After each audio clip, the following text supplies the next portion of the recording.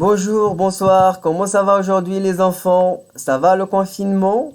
Comment vont vos familles? Vous vous ennuyez pas trop? J'espère que non. Avant de commencer, je tenais à saluer mes collègues de travail. Merci pour vos retours encourageants, je m'y attendais pas. D'ici là, prenez bien soin de vous. Je reviens au contenu de cette vidéo. L'objectif de cette leçon est d'identifier la description d'un animal. Hé Karim, qu'est-ce que tu fais là? Arrête de disputer avec ta sœur et reviens avec nous. Allez, tout le monde se concentre. Je sais, ça va vous paraître bizarre, mais j'essaie de mettre un peu d'ambiance. Ça se passe comme ça d'ailleurs en classe. C'est rigolo, je sais.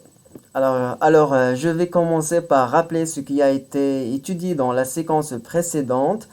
La vidéo ci-après, on résume en quelque sorte l'essentiel. Je vous laisse regarder et amusez-vous. Il peut être utilisé pour évoquer une succession d'actions qui vont faire avancer le récit.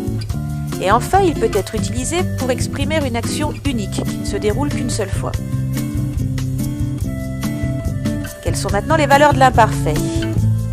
Il va être utilisé pour des actions de second plan non délimitées dans le temps. Il peut être utilisé pour la description de décors, de gens, de choses. Et enfin, l'imparfait est utilisé pour les répétitions ou pour les habitudes. Ce qu'il faut retenir dans un récit au passé, on raconte à l'imparfait pour les actions de second plan et au passé simple pour les actions de premier plan qui font avancer le récit. On utilisera le plus que parfait pour les faits antérieurs à cette action. Et voilà.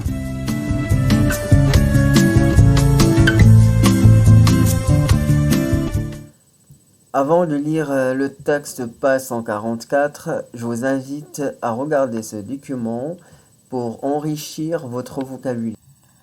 Cette image représente les mots difficiles que contient le texte. Elle met en avant les différentes parties du corps d'un éléphant. Je vous laisse regarder.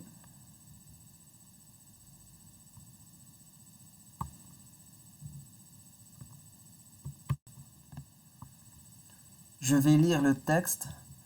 Les éléphants. Oh, les enfants. Ça rime bien, n'est-ce pas? Les éléphants. Pendant 10 jours, les éléphants descendirent vers les terres basses. Leur vie était belle, leur cerveau était délicat, leur sens plein de subtilité.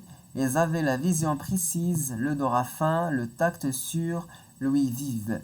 Énormes mais flexibles, pesants mais agiles, ils exploraient les eaux et la terre, cueillaient, déracinaient, pétressaient avec cette trempe aux nervures qui s'enrôlaient comme un serpent, étreignaient comme un ours, travaillaient comme une main d'homme. Leur défense en ivoire fouissait le sol d'un coup de leurs pieds circulaires, ils écrasaient leurs ennemis. Maintenant, je vais vous demander de mettre la vidéo en pause ou de l'arrêter complètement et répondez aux questions de compréhension, page 144, 145, et à la fin, je mettrai un corrigé à votre disposition. Voilà, c'est tout pour aujourd'hui. J'espère que vous avez retenu l'essentiel et à bientôt dans une nouvelle leçon. D'ici là, je vous souhaite bon confinement. Positive suivante, vous avez le corrigé des exercices page 144, 145.